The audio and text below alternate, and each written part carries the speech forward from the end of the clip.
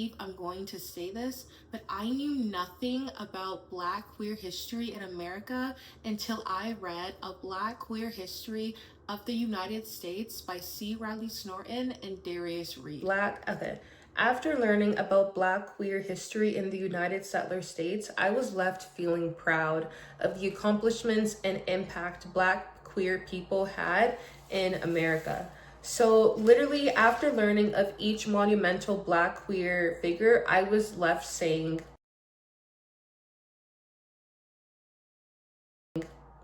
now, who are these monumental figures? Some of the Black influential figures include Josephine Baker, Lorraine Hansberry, and Bayard Rustin, to name a few. So to start, the book shows that Josephine Baker was that girl. So in a resistance to Jim and Jane Crow, Josephine Baker decided to not play in segregated venues. As such, Josephine joined African Americans in Europe to escape segregation and the second class treatment. The book credits Josephine for making the decision to leave the racist, sexist, and homophobic environment of the United States as it became a model for other colored queer people.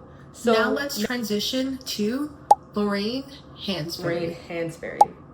Lorraine Hansberry is one of America's most iconic playwrights and writers. In addition to this, Lorraine Hansberry never shied away from her sexuality. She often participated in discourses that centered on the politics of gender and sexual desires. So through diaries and book notes, it's clear that Lorraine was instrumental in harmonizing homogeneous relationships. Specifically, the book states that her embargoed diaries provide more texture to the lesbian social world Hansberry inhibited. It's interesting to learn the role Lorraine Hansberry had in harmonizing queer relationships. I wish that the impact Black queer public figures had on modern day human rights were taught in school. So, after learning of Bayard Rustin, I would say my educational system failed me. Maybe you too. So, do you even know who Bayard Rustin is? Neither did I until I read the book. So in the 1930s, Bayard Rustin joined the Young Communist League in the 1930s due to its focus on racial justice. As a leader in America's leading pacifist group, the Fellowship of Reconciliation, FOR, he ushered in the nonviolent stance of the civil rights movement. In addition to this, Bayard represented the Fellowship of Reconciliation, FOR, in South Africa to launch a civil disobedience campaign against apartheid and in support of Western African independent struggles. So Bayard Rustin was that guy too.